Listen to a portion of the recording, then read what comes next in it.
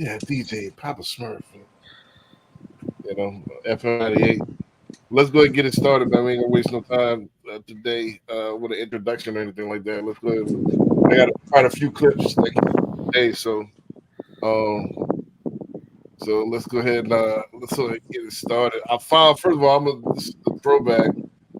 I was talking about this clip about a month ago, and I finally found it. Let's start off with this one right here, and then we just get the brief discussion going about this. But this is the one, the Vanilla Ice one I was talking about. Let's go ahead and get that started. This is a true story. You haven't seen some of the houses you own? Never. And I buy them because I buy tax auctions. I buy tax liens. So I don't buy normal MLS or anything that you're going to see on Zillow. There's nothing on the computer that I'm going to be buying. I buy them below the appraised value, way below. And everybody would if they could, but they can't because they don't know my tactic. My tactic is to hire an attorney.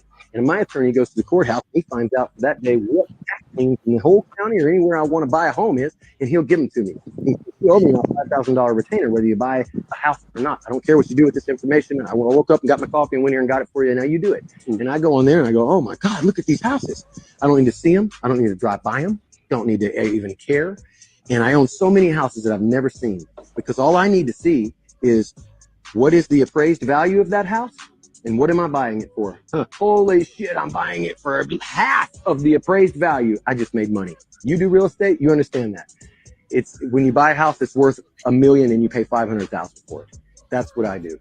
I make money on my houses before I even fix them up, when I buy them. The reason I buy my houses, some of them I've never even seen. Right. So yeah, I know we briefly talked about that about a month ago, but I couldn't find a clip. I wanted to react, but I found it, so I had to stick that in there. But before I found the next clip, I wanted to comment, man. I mean, I think I use Hyman words. That's a solid strategy. If you got a lot of money, I mean, you can't lose. I mean, I don't think unless you got a nuclear, bomb or something reaction or something like that, most of the time real estate is gonna go up, not down. Tax liens are tricky though, man. Tax liens are very tricky. It sounds pretty simple, but what you're doing is you're buying the lien that the county is about to put on the house before it goes to the auction, right? And so what they want to do is they want to try to get as many people to purchase these liens at a cheaper price to allow the homeowner to still stay in there. But as soon as they don't make that payment or they set up a payment plan or whatever, they still have somebody on the hook who can still come in. They've bought most of the lien and they still getting paid. It's an excellent strategy for the county. As far as an investor, if you're able to actually take the property over, it's solid. But if the homeowner never defaults on that, then you're just holding a somewhat of a note that you don't get paid on. If that makes sense. Right, but would it be a good? I know Patrick's not coming on tonight. I don't know if he's sick or what, but wouldn't it be a solid strategy to park money, for the tax benefits and everything like that? If you had a bunch of money, yeah, to own a lien that is not really paying a dividend.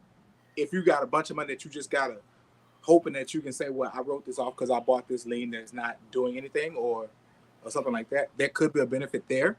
But as far as an investment strategy to make money, no. Because there's a 50-50 chance that they could come back and get the house and you just own a lien that you can't really go in and take over. Yeah, I was thinking it was like kind of being used to offset like taxes owed. It's like when you can depreciate those houses that you just bought or the property you bought. Right. But the issue is that the county is selling that lien. That doesn't mean that they're collecting on the lien. They don't own the house. They just own that lien that eventually they're hoping that that homeowner will default. Well, I'm thinking he's talking about he in default, like buying a house that, for, like you said, for that's worth $1 million for $500,000. If it's already in default, then he's just buying tax sales. So right. Tax liens and tax sales, two totally different things. Yeah, I think he's buying tax sales. Perfect. Yeah, right. That makes he's buying sense. Tax sales, not tax lien, because he got the lien, cash. No, you know what I'm saying? You're hedging your bet. Right. No, this is something different. This is a dude that's filthy rich. He ain't. I think for the difference for the audience that don't know, there's lists that you could buy from the county and you could pay their back taxes and you hoping that they default. That's something different. If you don't, you at least make the interest on your money. That's tax liens.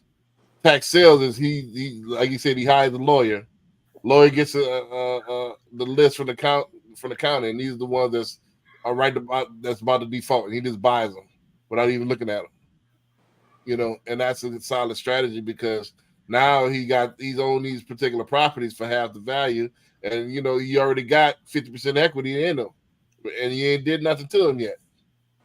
So now you can, like you say, you can appreciate the taxes. He got all kind of tax write-offs. And he got all the equity that eventually, you know, you could go ahead and fix it up, or you can go and sell. You got plenty of money. You just really doubled your money. Man, and if you buy it strategically, right in the halfway of where there might be expansion, or you know, the government, the city is talking about doing some revitalization, they'll pay you for it because they're like the eminent domain. Right. I think that's a solid strategy if you got a bunch of money. If you got a bunch of money, as opposed to what a party. Yeah, where you're not, it's not in the bank where it's only getting point. You know, even the rich folks get like, you know, on a CD or something like that. You only gonna get like nowadays 1%. Right now, since the inflation, you might get 3-4%, but you ain't gonna get that mean flip. You know, that's 100% flip. You never get a mean flip from the bank. Yeah, you never go. You know, so you buying the tax, if I had the price, that's a mean flip. That's a mean flip. You ain't doing nothing, and the tax benefit. Barry, we'll say you. Yeah, I mean, I think that the tax sale is more a little bit better than that tax lien. I've received some things about tax liens, and that's something that I don't know too much about the tax. Well, I know that it's like I say, you're basically buying the lien that the county is putting on it. But right. Yeah, I mean, if you can buy the home for 50% of what it's worth, then that's. I mean, like you say, you can just sit it there and you still gonna make money. Exactly. You just solid. But the thing is, you're gonna have to have money. Like you say, you buying a $1 million house that you're gonna buy for $500,000. Right. Yeah, you gotta have that money. Yeah, you're talking about somebody. But you can't do it everywhere though, because if you like buying property where in a city where everybody's leaving. This depends. If you could get even in Detroit, right? You get. If I can get a house for $10,000 right now, and this, worth 20, you don't think you have to sit on that thing and wait?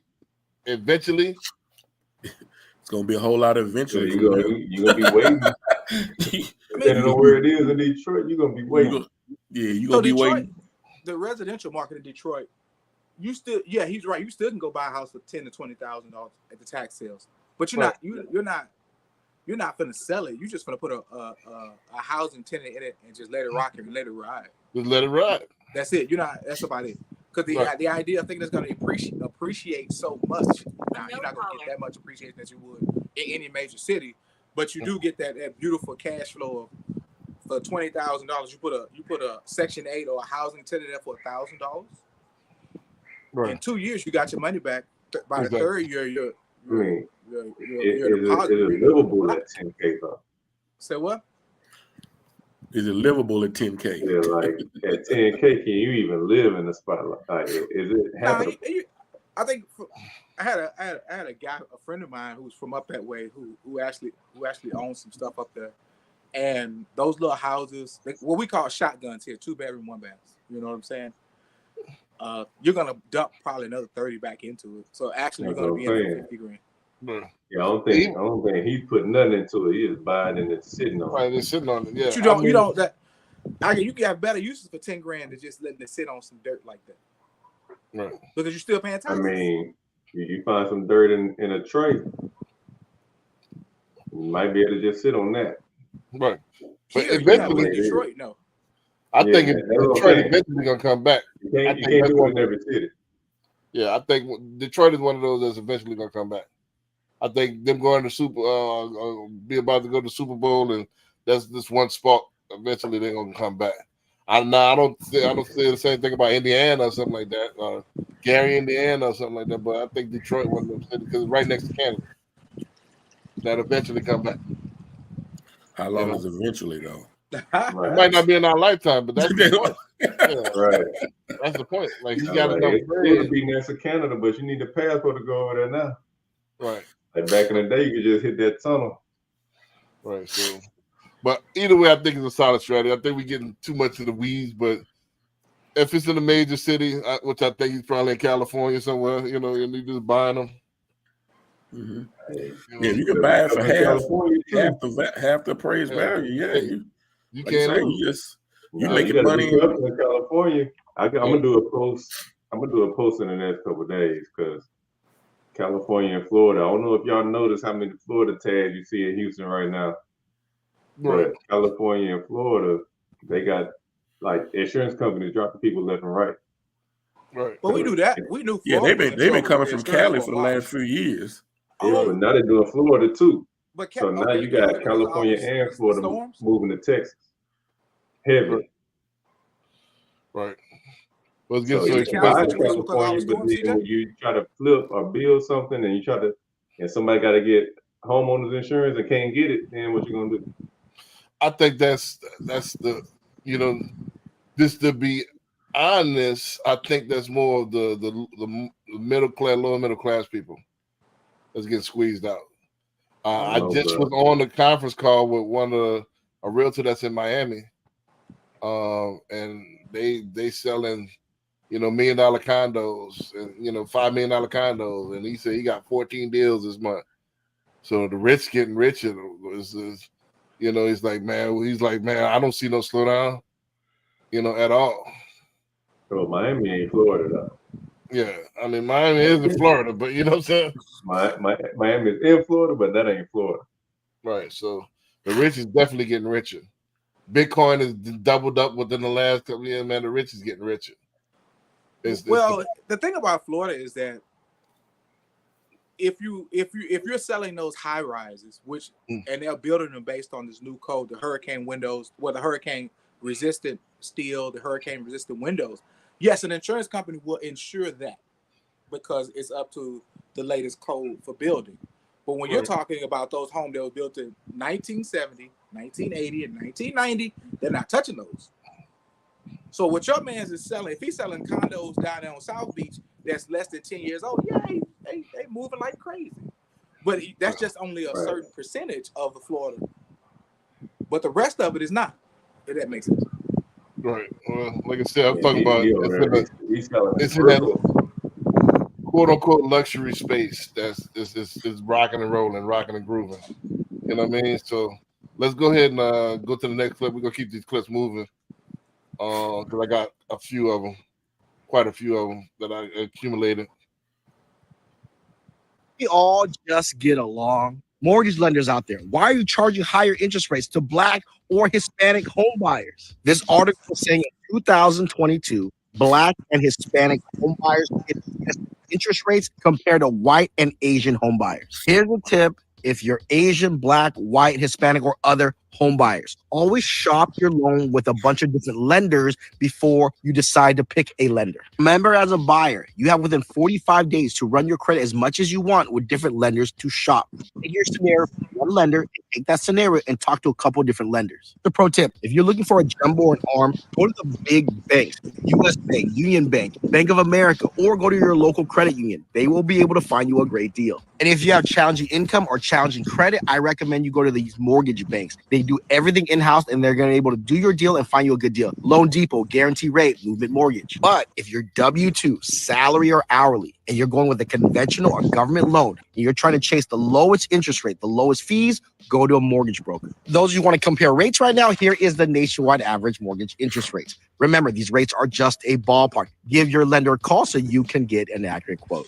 And for those of you who are out there shopping, if you want help reading or beating your current loan estimate, if you want to find out if you're getting gouged or not, even if you want to stay with your lender, but you want help, comment shop, and my team and I will reach out and help you read that estimate. Boy, what a mortgage man. I agree with some of it. Some of it I disagree.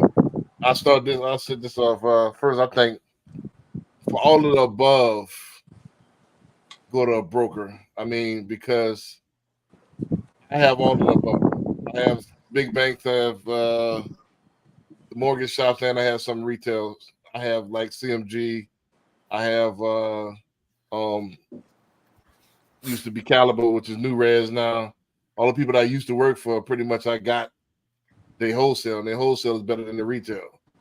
You know, so I got the best of both worlds. I got 230 something banks now, so I would say get a broker where I shop it for you instead of shopping the best deal, instead of taking a lending deal. Having all these multiple people with your information, you go to me and I'll shop the bank for you. Secondly, part that I agree with him on, I told people this all the time. Like, I've been in the meetings. I could see the pattern. They don't tell me directly, but I see the pattern when they look at certain social security numbers. I don't want to say it on air, but I don't think red lines change. It's like slavery. I don't think it's just gotten smart and they know how to hide it.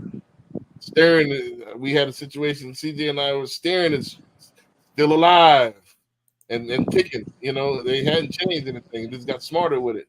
All the stuff that they try to outlaw and try to make like such good predatory lending, they still alive and kicking.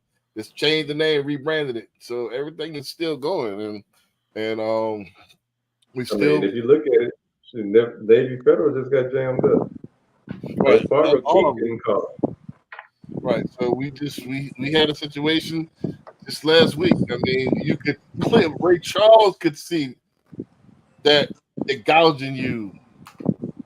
You know, but we still fall victim because we saw such emotional buyers.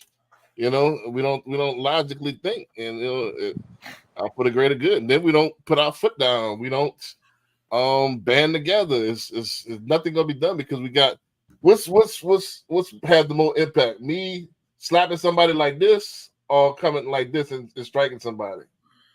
We don't have this. As long as we like this, there's no impact. As long as we got a bunch of individuals going the opposite way, there'll be no impact. So we're gonna keep getting screwed. We don't come together.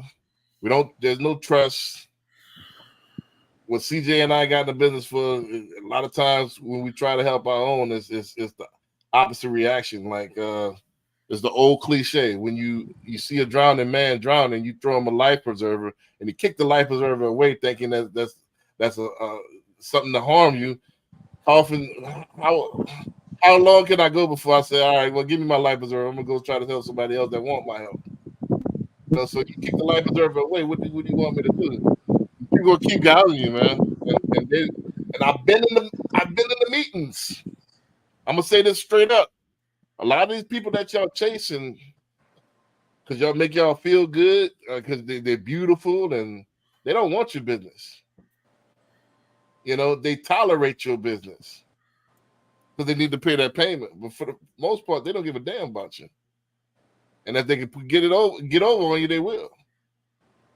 But we don't care nothing about that. We just care about doing the transaction.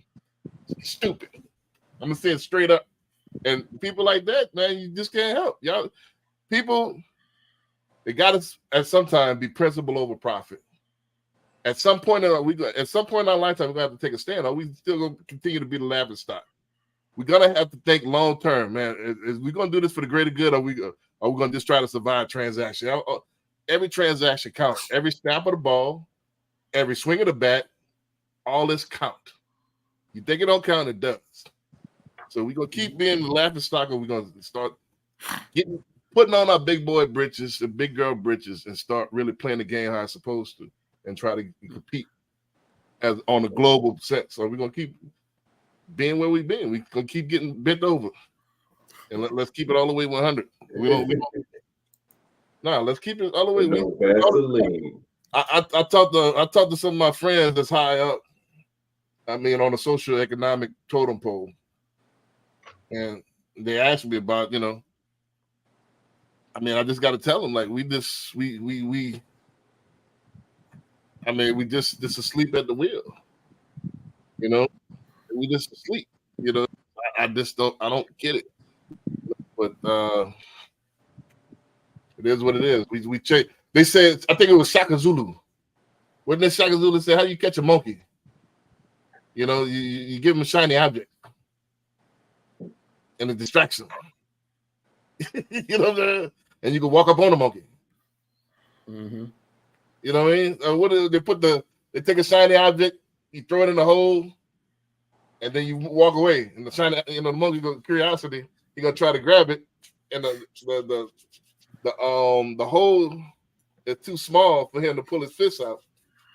Mm-hmm. You know what I mean? So you get stuck. And so instead of letting the shiny object go and running away, you can just walk up on the monkey and put the net over him. You caught him. Yeah. Well, he started out the video and he was talking about how they do black people and Hispanic. It's one of those, you already know where this is going. This, like you say, this is not new. Yep. It's a whole mentality. And it's not just in homes. I'm gonna tell you, I had a friend once that was a car salesman, and he says the same thing. When black people come, certain minorities come in to buy a new car, that shiny stuff is what they're looking at. And he was talking about how these certain salesmen, when the people drive off the lot, they're sitting there laughing at them, how much they done got them. Right. So it's not just with homes. It's a whole mentality. This is a fact. Like I've been on the inside. Don't forget, I could blend in. You know what I'm saying? I can blend in very well. Believe it or not. You know what I mean? Mm-hmm. So I've seen it. I've seen it in the loan officer side. A lot of them don't, they tolerate, but they know there's no. And we just choose wrong all the time because you're choosing that shiny object, and you get caught every time. You're choosing that shiny object. You're choosing the wrong people to help you out. I don't know. And then when you said that about the throwing a life preserver, when you have people out here trying to help, it's like they don't want to listen to you. They rather go listen to somebody else. Right. Which is leading you astray. Every time they show you how something happened like this quarterly. This person getting busted. This person getting busted. This person getting busted. How many times y'all have to see the same thing over and over for, hold up, man. So we seen it. CJ and I seen it. I don't think that particular thing had anything to do with race, but maybe it did. This is the first time I've ever seen like the counter. Like, yeah, we ain't changing nothing. Said who wasn't changing nothing? Like we had a situation like they obviously gouging them. We hit back. All right, well here go the comparison. Like, man, you obviously you $10,000 off the mark. You ain't even close. All right, we ain't changing nothing. Take it or leave it. And they still took it, huh? They took it. Crazy. Was you able to give them something better? I mean, in theory, yeah. But see how they hide it is what the builders do. I got something for the builders later on. You know what I'm saying? You comparing a builder transaction to a resale transaction? Is that what you mean? As No, far as all the hidden fees? No, we're talking about builders, lenders compared to brokers. Oh yeah. They showing you there's no comparison to the loan by itself, but what they do is, we'll give you credit. All right, so you're really taking most of it back. So can I just get the same thing with my people? Well, I'm really getting a deal? No.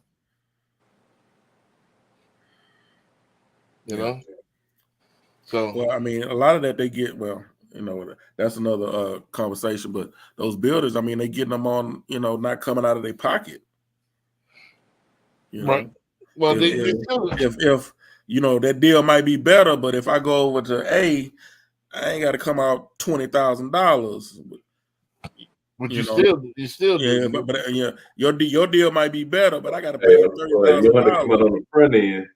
Yeah, you're gonna pay. You're gonna lose it. Yeah, you're not paying on the front end. You're just gonna pay it on the back end. And most people not, they looking at that like I'd rather pay it on the back end. Is that a bad thing to want to pay it on the back end? I mean, if you want to pay interest on fees, right? If you want to go towards fees or going towards the actual house, this depends. I mean,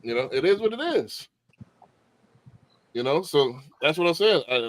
Let's we get together, lobby legislation or something like that. They're gonna keep screwing us. You know, it is what it is. Yeah. You know, so let's go to the next one. Anybody else got anything on this? I mean, we keep seeing the same thing quarterly. Navy, if it's not Navy Federal, it's Wells Fargo. If not Wells Fargo, it's Bank of America. Who next? We see the same thing over and over. Yeah, that's not gonna change. That's and not gonna change until we change it.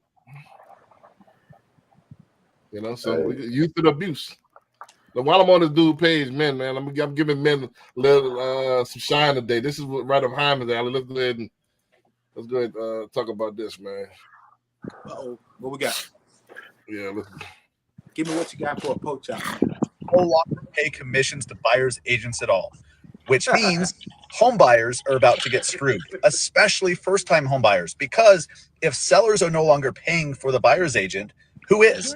The home buyer. So does the home buyer just have an extra 3% or whatever that agent is charging to pay out of their pocket? Probably not, especially first-time home buyers. So this will dramatically hurt home buyers.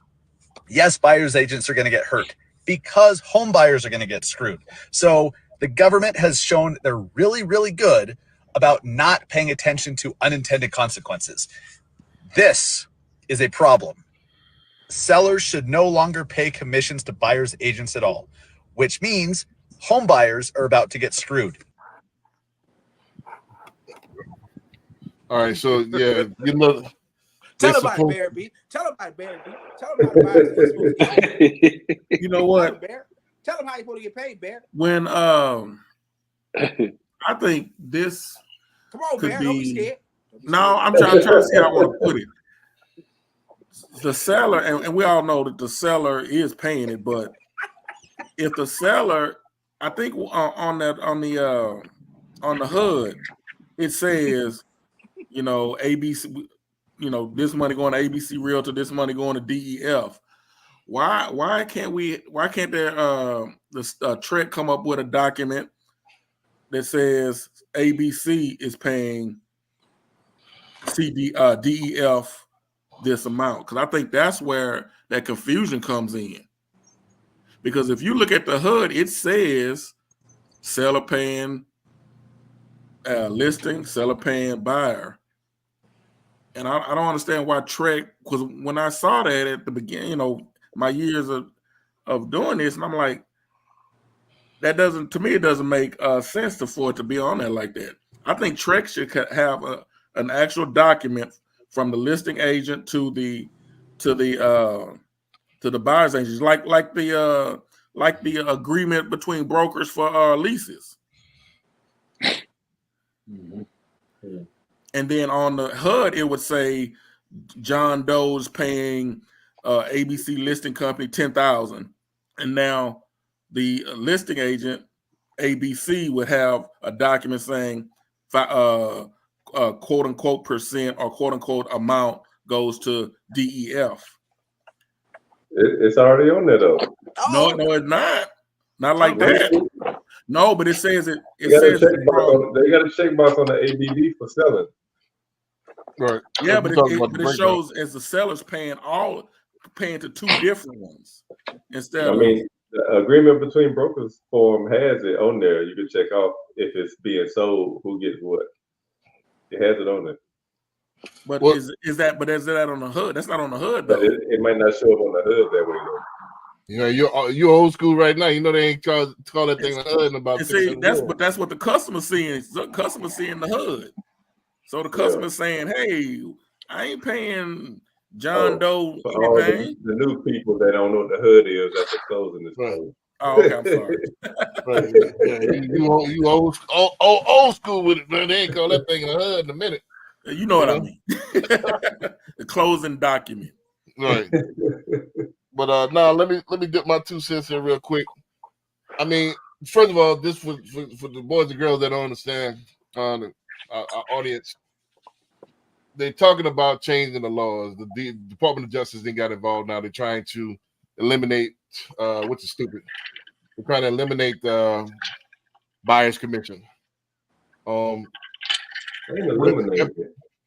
Well, they're trying to eliminate the set up front. The seller paying it. The seller paying it, which they're gonna pay it for anyway, but that don't make any sense. They do shuffling paperwork, but which is, it ain't no law though.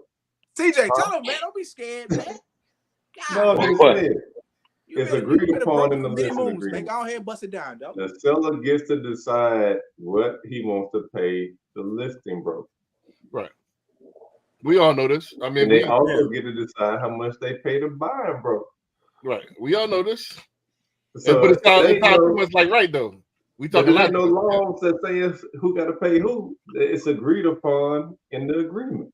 Right. If right. they We all don't know want to pay it, then you can say they don't want to pay it. Right. Right. Now, But as a buyer's agent, that sounds too much like right though. but the thing is, as a buyer's agent, if you ain't communicating to your buyer, there's a possibility that you may have to pay me, and that's on you. Because in your buyer's rep agreement, you put in there, this is my fee. No, I'm getting paid from somebody, but this is my fee. So it's up to you as a buyer to determine whether or not it's going to be you or the seller. And if this, it's not this the wasn't seller, the clip I just wanted know. to play, by the way. Say what? This wasn't the clip I wanted to play. It's something to that effect. If I find it later, I'll play it. But he broke it down a little bit better. This was him reacting to the clip, but he has his own clip as well, breaking it down. But Hey, I I think don't know outside of Texas. In Texas, it's all on paper. Like it ain't no laws. Nobody got to do anything. So you decide as a seller, as a buyer, like it's all on paper. So as an agent, you need to be communicating this with your client. And if you're not, that's your fault. well, this is what's gonna happen. This is what's gonna happen if they change it to where now you can't, as a seller, I can't pay the buyer's agent, which I doubt they do. But let's say if they hypothetically, let's go down this rabbit hole. Now is this gonna hurt the buyer? Now you got if you buying a $300,000 home, you got to be prepared to slap another $9,000 on top of that. You know, which most people are already struggling to pay just their down payment and stuff like that. So, or 6 to 9, or you're gonna have a bunch of people that's gonna be trying to be flat fears. Like they got the flat earthers, you're gonna have the flat fears, coming out here. So a bunch of people gonna be flat fee, and it's gonna be it's gonna be garbage. And then when they start, I think these lenders gonna get creative and they're gonna start letting them roll it into the loan. well, that's until that happens. But I'm just this is all hypothetical. This ain't hypothetical. This is true. hypothetical. This is really what's going on. I got a listing I can show you right now. I can show you one of mine. Right, but let me finish this statement, then y'all can go ahead and chime in. But I think you're gonna have the decline of representation on that side, and then once it gets that bad, then they're gonna try to switch the laws back. Because if you don't have I think it's gonna get bad. They shooting themselves in the foot. I'm entertaining their line of thought. If this what they want, it's gonna get what you pay for. The flat fee is gonna come out. Yeah, I do it for $5, and they ain't gonna give a damn. All right, you want it, you got it. I don't see that happening now. It like the system that the way it's set up, it's gonna be too much. It's gonna be too much of an uproar from realtors and their associations to fight what they're trying to fight. I think it's gonna be too much. They're gonna have to reevaluate and come up with a different way of doing it. And I see NAR is kind of like, so I don't know if y'all seen the realtors on here. They're offering the ABR designation course for free right now.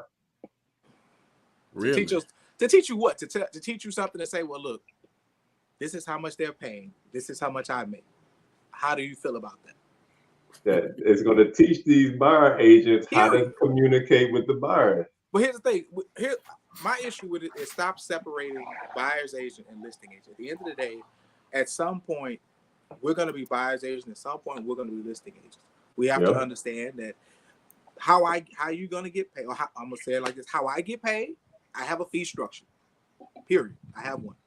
And at some point, agents will have to learn how to identify a fee structure for their business, even if they coming out of a fee base or a commission split. Agents, we have to understand how to justify and how to identify how much our time is worth. Yeah. Period. And I can put it out there. I have a flat fee, right? Right, Look, but you do a deal with me. Hey, it's gonna cost you $5,000 off the But rip. you No matter what. you're forgetting about the bottom feeders. I can't worry about the bottom fees. But the I'm here bottom to tell you, feeders, look, the you bottom have to feeders learn won't how be able to to say, provide enough value, so they're gonna die off. But see, the people don't care. People still buy 99-cent cheeseburgers. I ain't got no Look, problem with you when buying you 99 buy cent the cheeseburger, house go buy and that you thing. find out this person don't know how to negotiate, they don't know how to fill out the forms properly, they're messing up on stuff because Don't you want to get a low fee person. Don't forget that Hey, watch McDonald's yourself, has homeboy. on the side of I said the low fee, you high. drive-through window that this food may cause cancer. Cigarette has a clear sign on every packet that, hey, you smoke this, you're gonna die. People don't care. You know why? Do you know why a hamburger can be 99 cents? Because it's not really a hamburger. Okay, meat. if it's not real ground beef, right? Right. So for an agent who knows, well, look, to do this type of transaction, it's only going to take this amount of time and this amount of effort. All right, I can do it for that because I know for a fact that if I'm representing a buyer, I know I'm going to show them probably 3 or 4 houses. Before I get in the car, I'm going to find out exactly what they need and what they don't need, make sure they're qualified, make sure they understand what's going to happen. At that moment, what I have learned, once I created my fee structure, I realized, like, look, everybody's not going to get everything from me based on the fact that if you can't afford what I do at the highest level, okay, I can do A, B, and C for you for this amount. How do you feel about that? If you're okay with that, I'm okay with that. But Hyman, your clientele is different than the average agent too. Well, Yeah, you're right. You're very much right. My clientele is different from the average agent. But when I do get an average person, I do tell them the same thing. Hey, I do have a flat fee. My flat fee is $5,000. Can you handle that? They say, can't handle that. I get it. No harm, no foul. Right. On to the next. Yeah, but what happens when not you per se? We're talking in general. Let's take the personal out of it. But but as agents, you have to understand that you gotta know what your value is, and you have to have levels of value that you're presenting. The 99-cent hamburger is a great example. You're not getting real ground beef. So, okay, I'm not getting real ground beef. I'm not getting the Five Guys burger. I'm not getting the gourmet burger from Vic and Anthony's. I'm getting a 99-cent burger from McDonald's. That's to be expected. But this is the problem. Five Guys, when I go into, don't have no line. McDonald's have a line 24/7. 24/7. So as a business, here's it. As a business owner, because that's what we are. Do we want to go ahead and tap into that long line while we wait for that high end clientele to come through? Yeah. So you got to create that, and I think that's going to be the best method. You create your fee structure based on what you're going to offer to the folks that can afford it. But there are some that do that. They have a minimum. You pay this amount, I'm gonna do A, B. And that's you pay this amount, I'll do A, B, C. You do this, I'll do A, B, C, D for this amount. Which one you want? Right. Hey, but Alberta around the corner, she do everything for $1,000. What you gonna go see Alberta? Ain't got no problem. Right. Alberta. All right, and when what's it called that what's the name of that light company, man? You got many. You got Jexler, you got TX. I ain't gonna knock it. Hey, man, they went to Alberta, man. So I can't pay this month because they all went to Alberta. Now what? That's fine. You say it's fine. They gonna say when Reliance says what now? When Reliance go to call and say, hey, man, this bill is past due. We're gonna go ahead and clip you. You're gonna tell them all your clients with the Alberta because I couldn't compete. All of them not going. Yeah. It's a long line for that 99-cent burger, but it's not everybody. As realtors, it's our job to show clients what our value is. Right. Yep. So you can show them all you want. Some people cheat. You know what I'm saying? And that's okay. But here's the thing. That's okay. You get what you pay for. Just let them. Hey, you get what you pay for. We said, all right, let's take this argument. Let me stop that right here. Now we talk about this. Now flip this on the lending side. Now you see what we're talking about. Flip this on the lending side now. Exact same thing. Now you see exactly what we're talking for. And we got better deals and all this stuff, and people still go for the shiny object. But Terry, I'll let Corey go in on this a little bit since he ain't had a chance to speak on anything. Which part am I speaking on? You know what I'm saying? Because I don't understand your point. The clip itself. If I'm supposed to be speaking on your point, I don't understand it. Okay. No, the clip itself about the DOJ changing supposed to be changing. I know this is all speculation, but it's supposed to be changing the pay structure for the buyer's agent. You know, speculation, but if they do change, what do you think is going to happen? How do you feel about it? The one thing nobody has talked about is, you know what I'm saying, it's going to be a problem for the actual buyers, right? But the buyers are the small people. The people that are the biggest has the most value in their voice. And the people that's going to be hurt by this that nobody has talked about is the actual mortgage companies, the big banks. They're going to be the ones that get hurt by this. And the reason they're going to get hurt by this is because we had the housing bust because a lot of properties were over leveraged.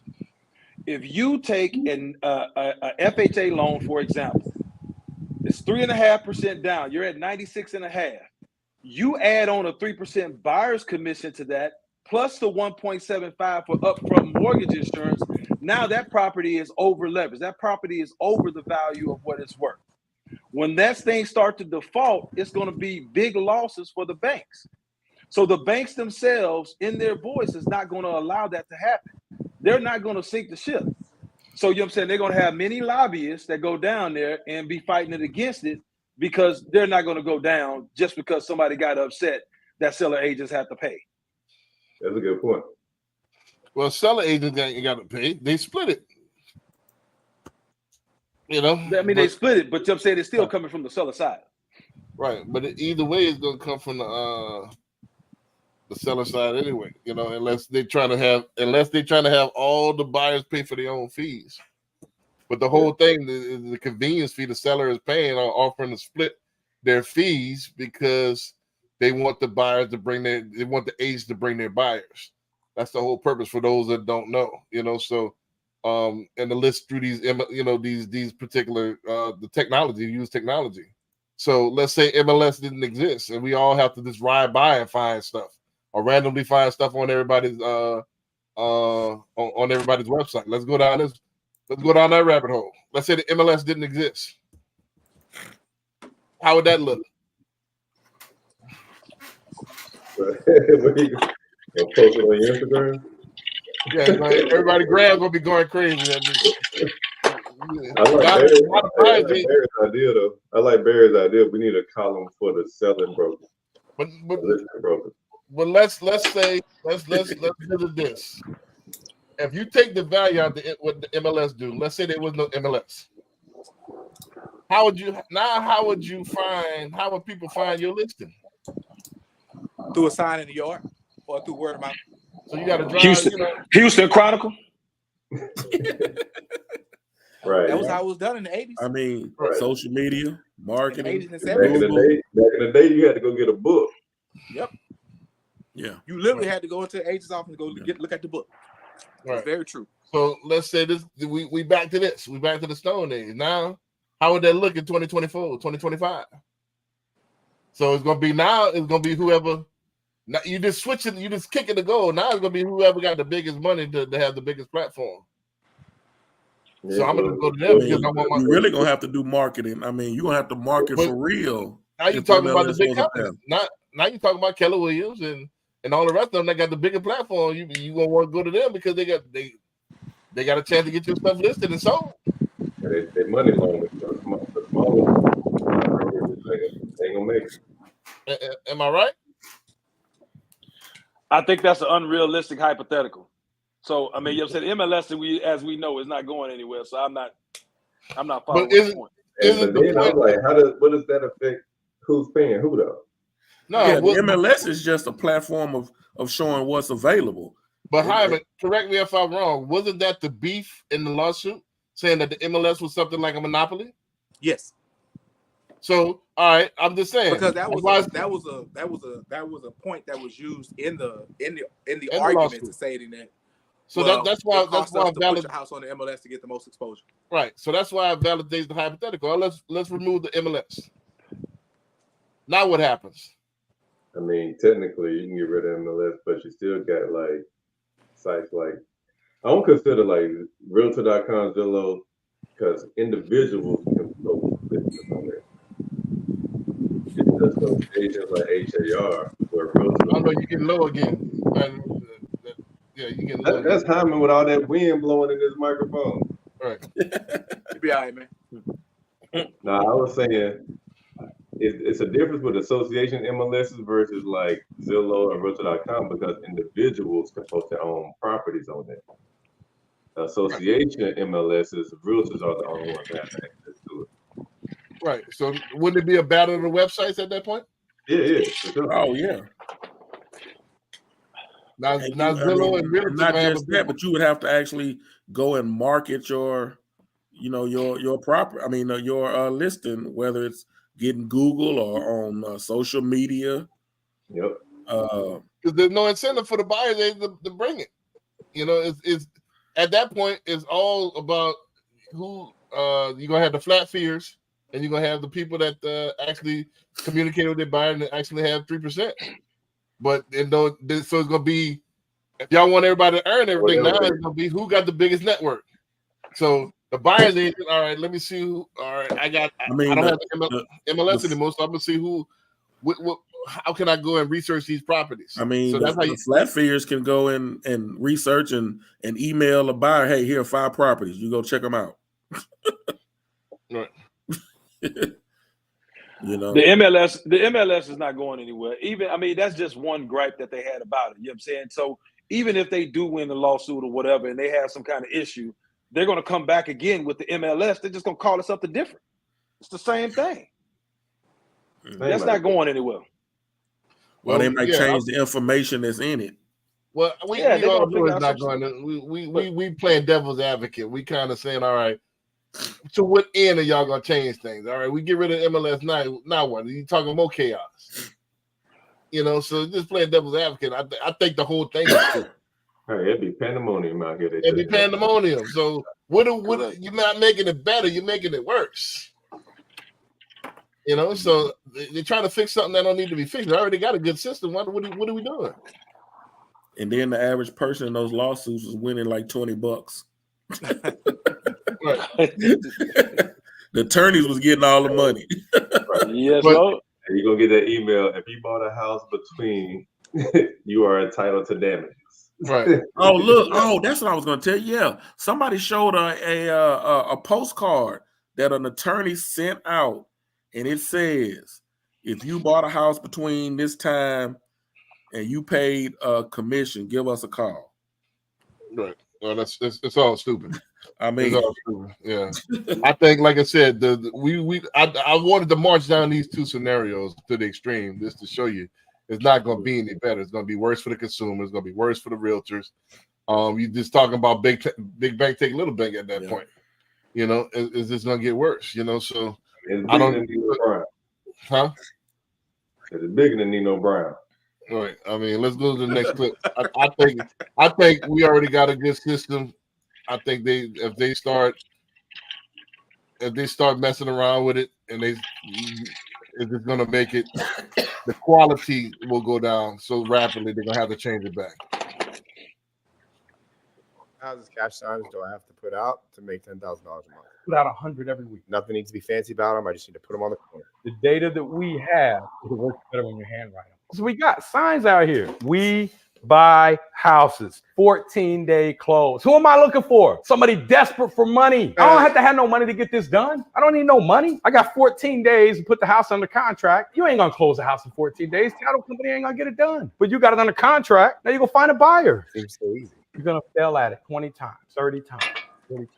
You may get lucky in your first time, you knock it out of the park. People give up on themselves and go to work every day for somebody else. I have no idea what that looks like. Fortunate for me, I have 4 felonies by the time I was 22. McDonald's wouldn't even give me a job. You're going to go out here and you're going to work hard your whole life for somebody else or for yourself. You do it for yourself, you'll end up wealthy. You do it for somebody else, they'll end up wealthy. How many I buy houses cash signs do I have to put out to make $10,000 a month? Put out 100. Right. So I was kind of for my wholesalers and my investors, man, I had to throw that in. So I'll leave it up to the people. Yeah, Hyman. So is he capping? Is he capping or rapping, man? Is he capping or rapping? He's rapping. Right. He's really rapping. It works. Right. Signs, old school signs. Old school signs still work. Yeah. All you're trying to do is. But they call them bandit signs. Yeah. That still works. You can invest $200 in yourself and go buy those cardboard signs and say, "I buy houses." Call me. All you want is that person's phone number and email address or text and the address, and you figure out how much it's worth, and you wholesale it. If you do it right, yes, that does work, and it still works today. Period. Right. But you do have to have a level of compassion, patience, understanding, and you do have to have a somewhat of a team. You need to have you got to have a solid title company on the team. It'll be best suited if you have a realtor on your team that can help you figure out how much the house is actually worth.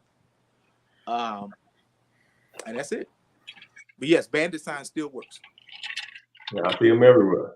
They still work though. Mm-hmm. Especially if you got, like you said, if you got felonies and all the other stuff. Yeah, go on get started in that right there. Mm-hmm. Right. And they also have driving for dollars, where you can drive around, and there's an app where if you put the address in, I think you can find the owner, a phone number, and stuff like that. That driving for dollars situation was an anomaly back 5-10 years ago, and that because of all the technology that's needed to find out who the true owner is not as relevant as a person calling you and saying, "My grandmother's house, me and my family got my grandmother's house, we need to sell it." And you're gonna deal with a bunch of BS through that process, but nevertheless, it's a solid deal that you can make some money on. Okay, it's way better if they call you versus you trying to call them. Yeah, because they're asking you for help, and you're there to help them. Right. Anybody else want to chime in on that before I go in? I found out I got my clip loaded now, so. The issue with wholesalers now, man, is that it's so many of them out there, and they just don't know what the hell they're doing. Right. And it's making it hard to say, well, either you can say, well, the best line is "Oh yeah, I'm an investor." So now you gotta have a damn near a script or at least 10 questions to ask the investors, see if they truly know what the hell they're doing, or they just listen. They went to a seminar, or they watched enough YouTube videos to say what they know, and you be like, okay, yeah, you have no idea what the hell you're doing. I'm not gonna take your house or your deal serious enough to even put any effort into it. Like, come on, man. Like you said, Howard, you have to be compassionate. Yeah, you gotta show compassion because some of them might be going through something, and you can't be just coming in there trying to.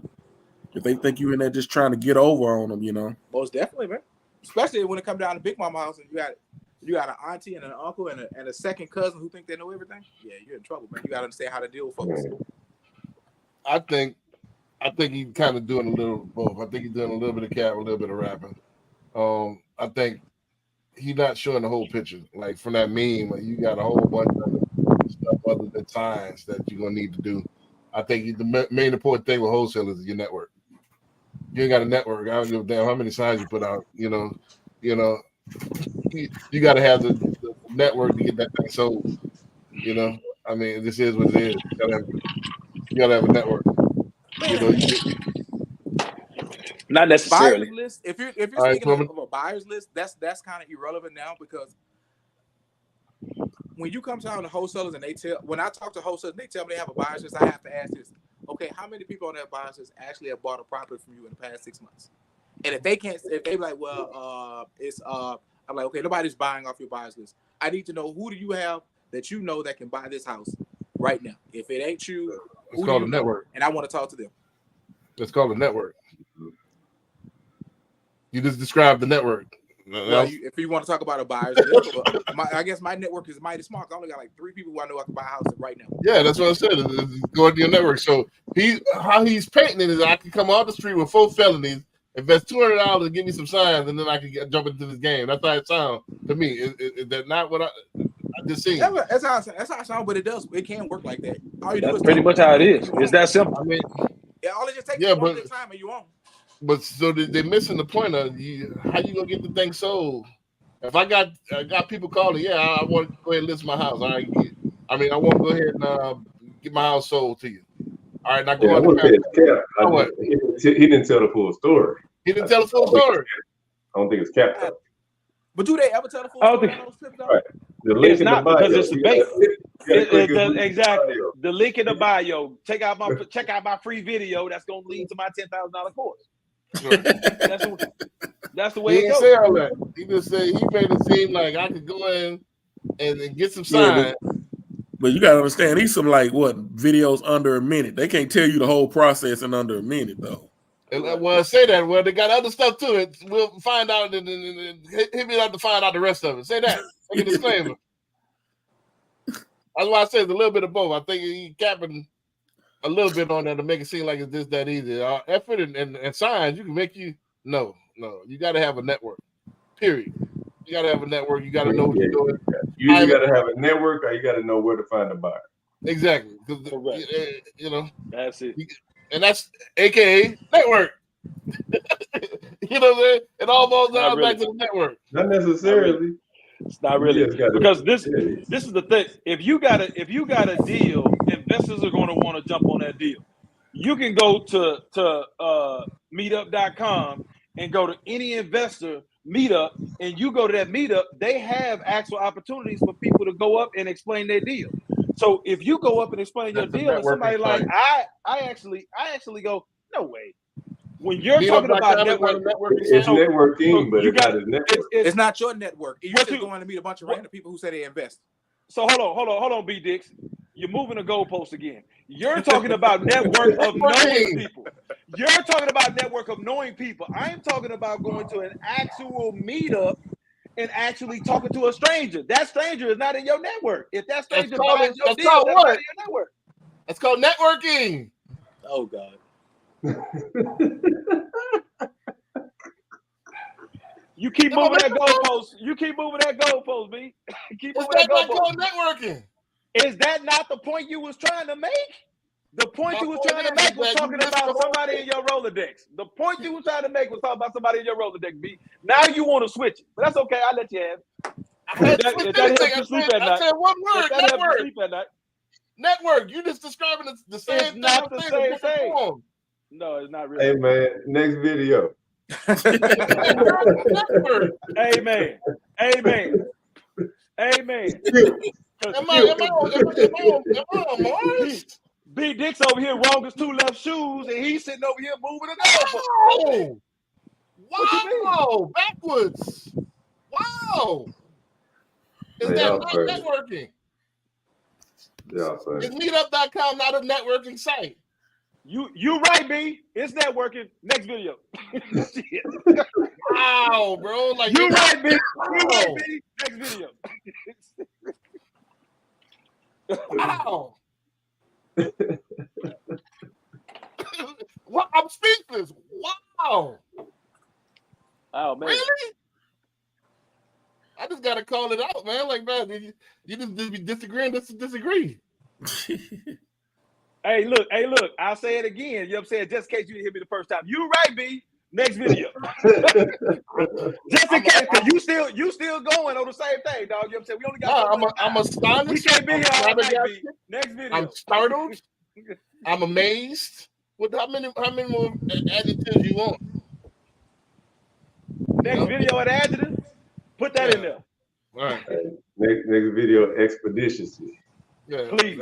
That's crazy. So I'm gonna say what you just said in a different way. All right, cool. Costa Rica's become the new Switzerland of the Western world. The government here wants investment and wants you here spending your money here. Ergo, they will not cooperate with the IRS or Canada Revenue Agency or any of the other collection agencies, that's what they are, in Australia and the United Kingdom. Your money is safe here. The best thing you can do is come to Costa Rica, move all your wealth here so that nobody can touch it. That includes Canada Revenue and the IRS. Even if they get judgments against you and you get court orders demanding that you pay, you don't have to tell anybody you've got a bank account here. You don't have to tell anybody you've got a corporate property here. It's not going to be divulged by the Costa Rican government, any of those governments, because Costa Rica has decided not to cooperate with the World Economic Forum and NAFTA. So this would be the time for you to move all your wealth out of Canada and the United States, United Kingdom. Contact me. We'll get everything you have moved out of the country so that it's safe and you can actually make money on your own money. KevinJJohnston.me. Costa Rica's become the new Switzerland of the Western world. You know, I got to put my international stuff up in there. You know what I mean? I think that's cap. Cap. So, You think the U.S. ain't gonna hit them with sanctions and then at some point infiltrate the government to overturn that in a little bitty Costa Rica? Like, if enough people did that, you don't think they coming for their money? I mean, all this time they have offshore accounts, Geneva, and all this other stuff that you could put money in. They ain't never came for them. Yeah, but you're talking about the Caribbean at this point, bro. They ain't going for that in the Caribbean. I mean, they don't want them problems with the U.S. You know, if the U.S. decides to do so, right? So it has to be enough money moving that way. Right. That makes a big difference in the U.S. economy. My concern is that he said you can make money on top of your money. Does Costa Rica use the U.S. currency, or they have their own currency? They have their own. If they Yeah. have their own, is their currency still the same value as ours? Is less? Not 1-to-1. Definitely gonna be this. That's why people relocate to Costa Rica, because the cost of living is so much less. Right. I got my favorite clip. Agreed. I got two of my favorite clips at the end. Well, I got three more, but my two favorite clips at the end real fast. But this was a real quick one, man. I just wanted to put that out there. I just want to always throw some internationalism out there, you know, for this to, I think it's getting more global year by year as technology get in. But I'm thinking on a global basis, man. I think, you know, if it's not Costa Rica, there's other other places that you could throw money in. And rich do it all the time, you know. So I'm thinking globally. That's all I got to say about that one. You got to think long term too, though. Right. And looking at property in Costa Rica, a lot of people talk about Costa Rica. I think it's too close. I like Thailand. I like Asia. You know, so Thailand. I'm looking at a couple other, Bali and all the rest of them. You know, so but anybody else? I got three more. So just because a dude take a video in front of a stream don't mean he in Costa Rica telling you. Well, he was really talking about. If you look at his shirt, he really Canadian. I don't know if y'all following global like markets and stuff, but at one point the Canadian dollar was stronger than the US dollar. Now it's like 135 now for every dollar, so it's now like 65, 75 cents. So Canada really. I thought the British pound damn near the strongest, right? Yeah, now? British pound is still stronger than the dollar. However, I'm talking about the Canadian dollar. Canadian dollar at one point was stronger than the US dollar. But I think it's more Canadians going to Cuba than Costa Rica. Right. So a lot of Canadians getting the hell up out of that, man. It's getting bad. It's almost like California. You know what I mean? The worst is like a lot of liberal politics, man. They jumping ship left and right. So that's what he was talking about. But he's Canadian, and they talking about going to Costa Rica and stuff like that, jumping ship. So. But I heard about California, man. I heard because I'm thinking about going to the Bay next month. And they're like, man, you better reconsider that, man. You better move slow, move strategic out there because like Gotham City out there, So it's what getting part of Cali's like that? All of it, but it's even worse in the Bay. Like I've heard it's Even Keith Lee got the hell up out of that, man. He was supposed to do it. Keith Lee, they ran up out of the Bay, man. So you know, the tourist spots are still on point. I don't know about that. You better check it. Yeah, you know, they got something called bipping out there. Bipping? Look that, yeah, Bipping. What is bipping? You got to Go look ahead, that tell up, us man. about Yeah, no, we ain't got time. Yeah, we ain't got time right now, but it's bad out there. Let's just say that. Let's go to the next clip. I can't go to San Francisco. Oh, that's terrible. You can go. You go. You guys tell me about bipping and ripping. $30,000 a year is equivalent to making $164,000 a year in 2023 or 2024. Yes, that's right. And in addition, the middle class isn't dying; the middle class is dead. And the average household was making $3,000. The average house cost $5,000. So it wasn't too hard. You had about 2.5 times the price of your annual salary would be what you could do to afford a car and a house. Nowadays, people are making an average of $74,000 in household income, and the average house is $450,000. So in order to be considered middle class, the bare minimum of middle class in America right now in 2024, you would have to make $174,000. And that's not doing well. That's the bare minimum for middle class. In 1983, making $30,000. How much y'all middle class? How many on the panel middle class, man?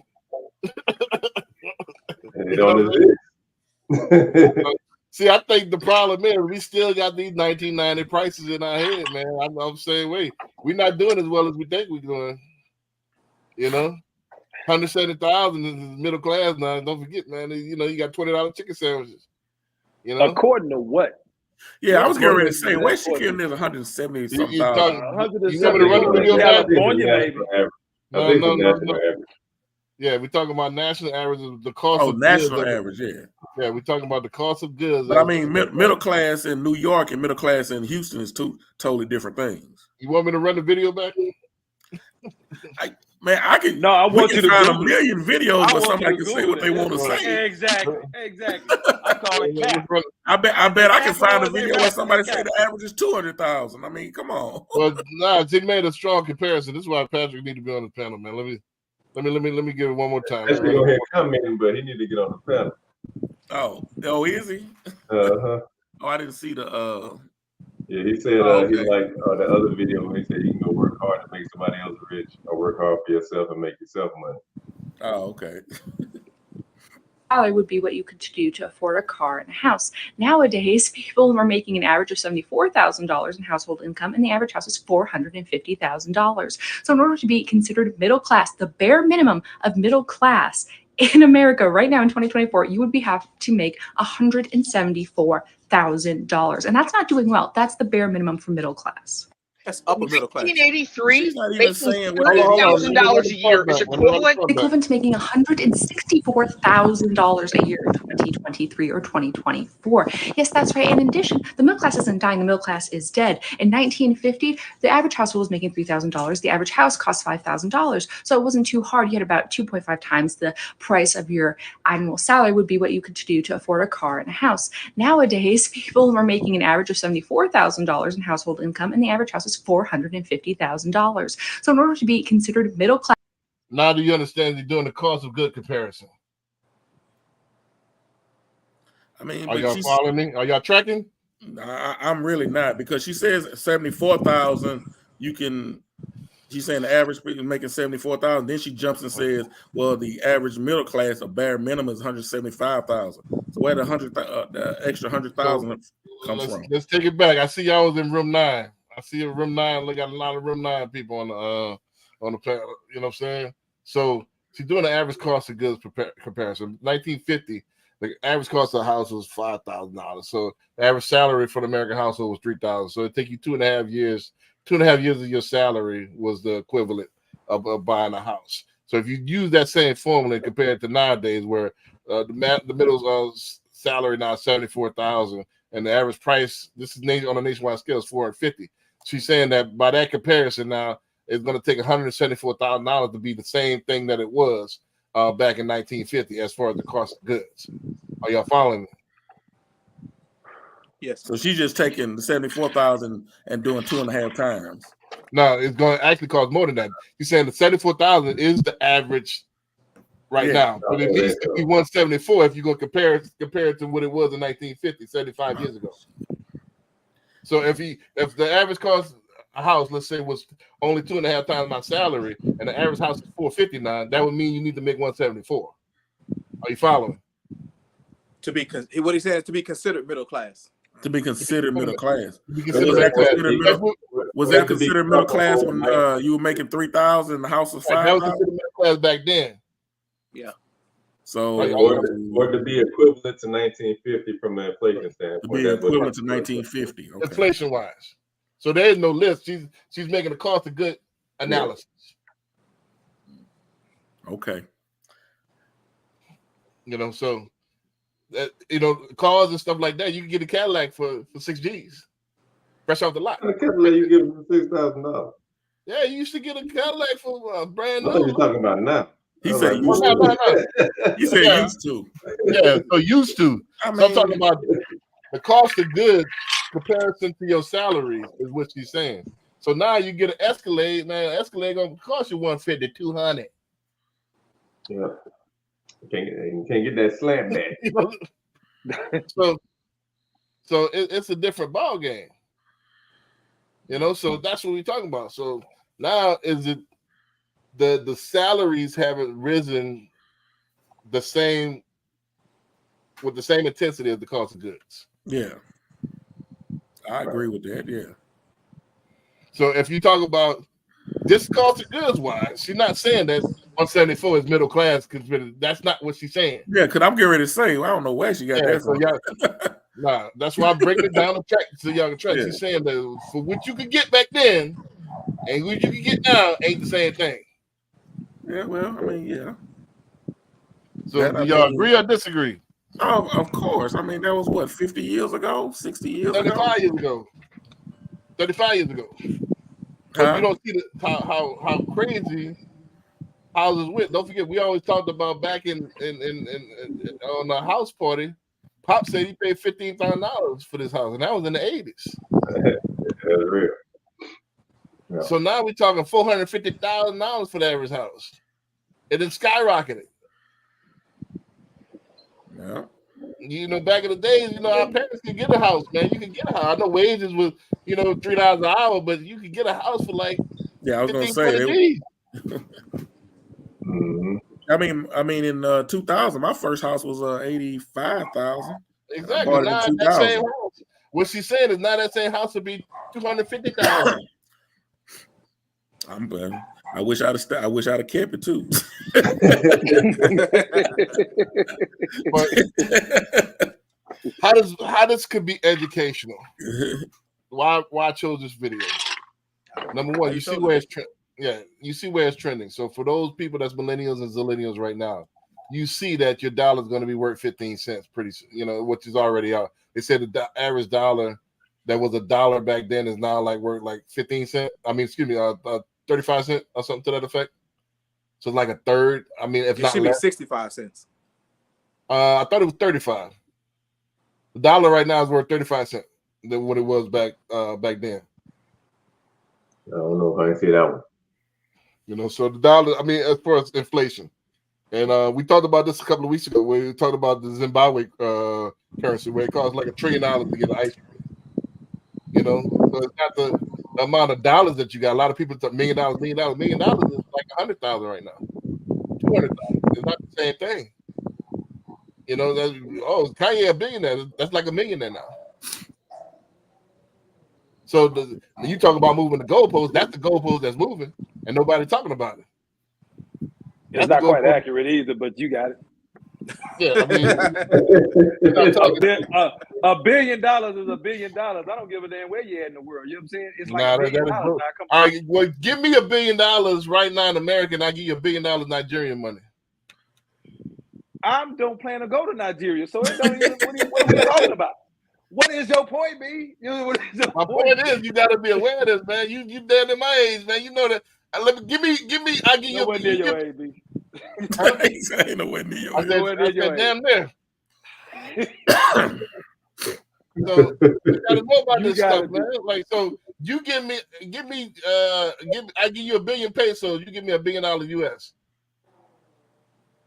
You talking about $1 billion, $1 billion? No, it's not.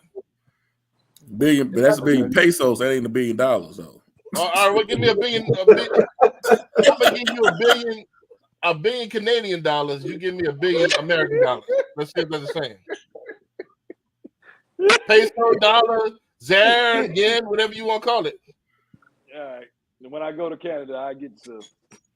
Yeah, so, I mean, you comparing currencies from different countries though.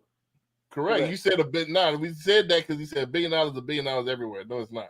Oh, that's what you said. Okay, I was wondering why you $1 billion. Yeah, okay.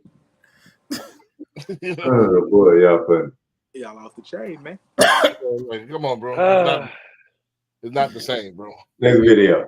The question is, can a person making $74,000 buy a house right now? But again, barely. But that's not the point of the video. Right now.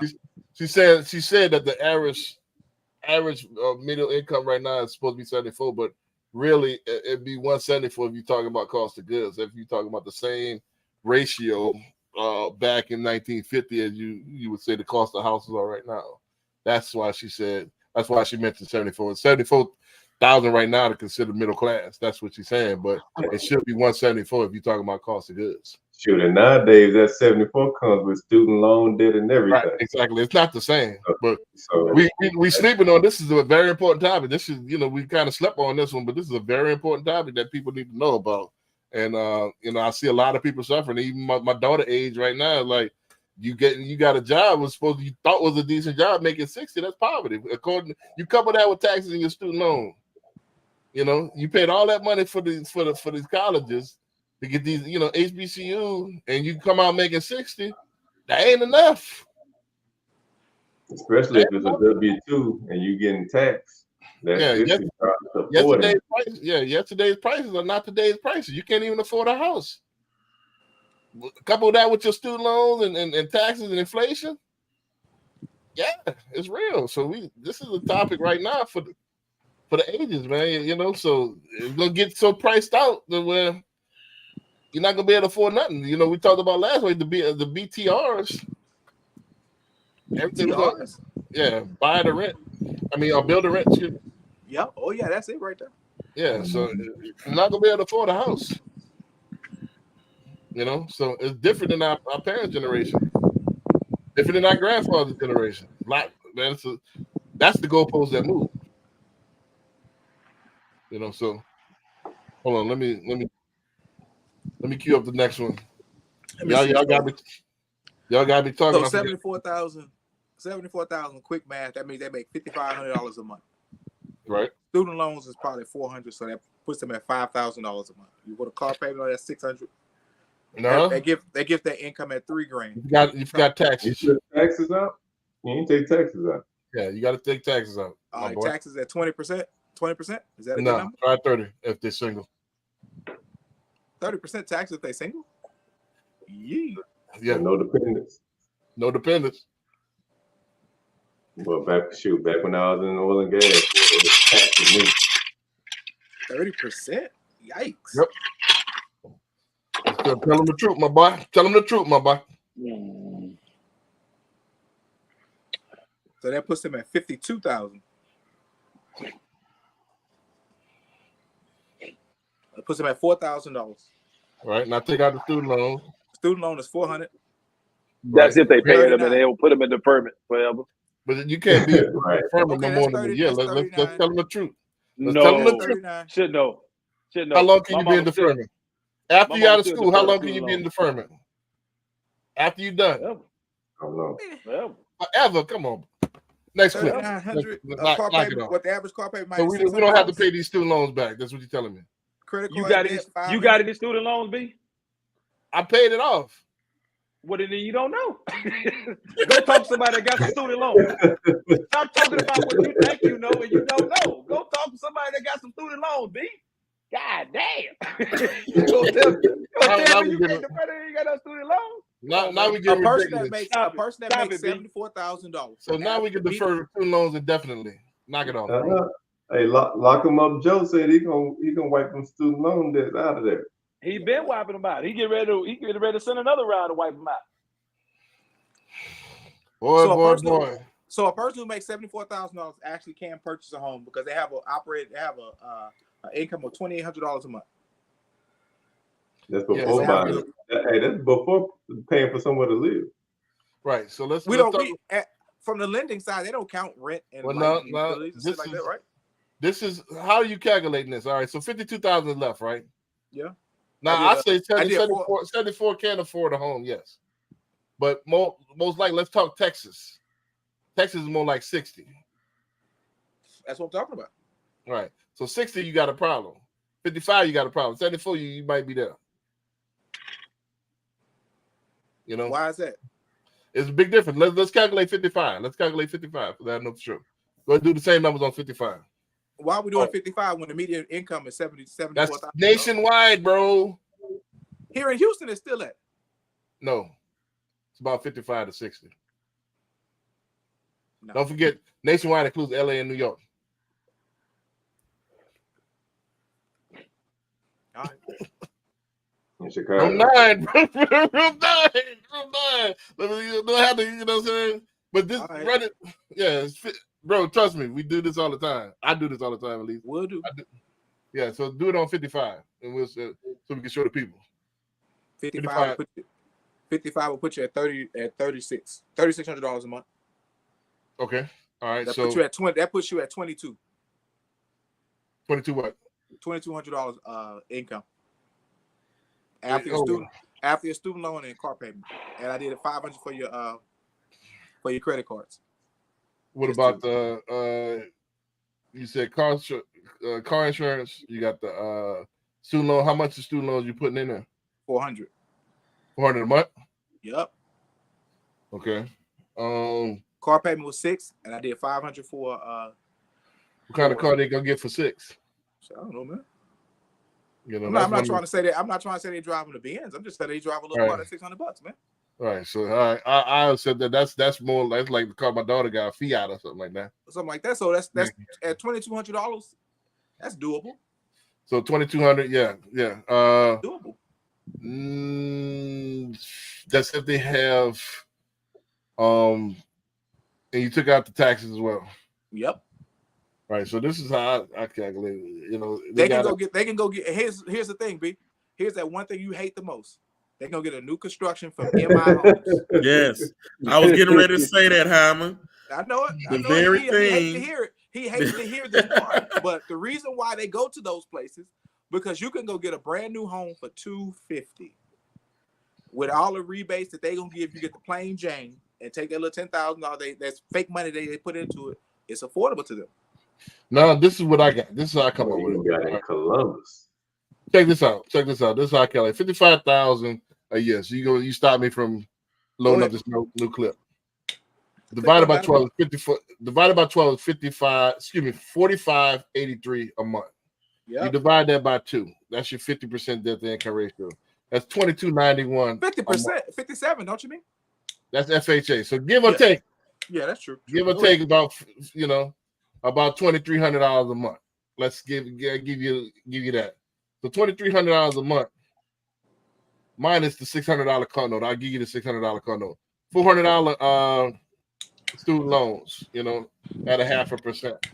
Now we're down to $1,300. Credit card. Let's say they got they're gonna need for a good credit score. They're gonna need probably like $100, $150 in credit card debt, minimum payments. You know what I mean? So let's take $150 out. So that's $1,150. What house can you afford for $1,150 right now? Nothing. Exactly. Nothing. That's my point. That's how I let me help bring some light to this thing right here. You know what I'm saying? Here we go. Just to kind of help when we're talking about the salary. Now we ain't just spitballing shit out our ass. You know what I'm saying? So if I look this up, according to the Austin American Statesman, the average Texas salary in Texas is $68,744. Oh, I got more. We are the 12th highest paid state on average out of the country.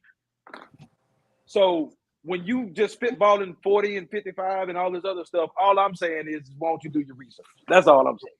All right, let's take 68. That's closer to 74. We surely in now at 68. We in like Flea. Yeah, so 68 you should be in there. But I'm talking about teachers and stuff like that. Where I see that's 55 to 60. The formula that is used most of the time. There's no teacher that makes $60,000 anymore, B. Well, no. I just all did teachers one. All teachers have gotten a 3 to 5% raise over the past 2 years. Okay, 3 to 5% of 60,000 is how much? Nah, it just depends on what that individual. What do you mean now? I'm serious though. There's no teachers making 60,000 anymore. If 60,000, if 10% is 6,000, 5% is 3,000. So how much you think 3% is? That's not that don't give them 60. I'm telling you now, no teacher right now is making $60,000 anymore. How much are they making? How much are they making? And I just did one this week. So how much are they making? They should be at 70. Nah, they're not at 70 yet. Not that I've seen. I hadn't seen a teacher, even with coaching stipends, they're not at 70. Mm. You know, even when that didn't do coach, they're around 55 to 60,000 a year. You know, this depends. You know, even in the high end districts, that's where they at. So maybe now you're saying that you prove my point. Now teachers, for the most part, are below average. And Barry B, aren't you a teacher? I've done it, yeah. Yes. How much they pay you, B? I mean, you get they starting teachers out now at 60. I mean, fresh out of school. Exactly. So I mean, if they've been teaching 10, 15 years, you would hope they be you would think they'd be up to at least 70. Yeah, stay up to 70. They way past 70. If they now I've seen professors make a grip. Professors make over 100,000. You know, but I had this HISD. No. Oh, they don't pay nobody. that's why they having the problems they have. This last one, man, this is just right along for this is on my positive note. I had one more for my Thailand, but y'all get the point. Y'all know Thailand gonna be cheaper. You know Thailand. Yeah. Then y'all know Thailand gonna be cheaper, you know. So I kind of reiterated the point, but let's go ahead and end this on a positive note. Hold on a second. I got this one. I had to I felt this so much I had to redo this one right here. All right, let's roll on this. But you know, it is what it is, man. This is the story of my life right here. You know what I mean? He said, "Is this a Jamaica real estate chat?" Yeah. I thought he asking, right? Well, 5 reasons people hate you as a chosen one. Number 1, because they see what they can't see in themselves. It's not about your physical appearance, but rather what you carry inside. Number 2, because your dominant presence makes you stand out without even trying. This bothers them because they have to work harder to get attention. Number 3, because you remain standing regardless of what comes your way. This disturbs them because what they thought would destroy you didn't. Number 4, because you are the chosen one, God himself is causing them to hate you. It's a sign of God's confirmation when you experience hate, especially from unexpected sources, your family, friends, and loved ones. Number 5, because you're likable. They may try to ruin your reputation by spreading lies about you, but people still like you despite their efforts. They are bothered by the fact that you were not chosen by yourself, but rather was chosen by God. Remember that if you are one of the chosen ones, you will face rejection, hatred, and suffering. This is the price you have to pay for being chosen. Don't be discouraged by the hate and rejection you face. Instead, you can use it as a sign of confirmation that you are on the right path. But one may ask, but why do I have to suffer? Tell me right now, any chosen person you know who has never experienced hate, rejection, or suffering can't. And that is because to whom much is given, much is expected. Let's rebuild it. Man, ain't too much need to be said after that, man. We can go ahead wrap it up, man. You can mic drop that. You know, with that, man, you can say peace, man. We'll see y'all next week. All right, see you. Hey.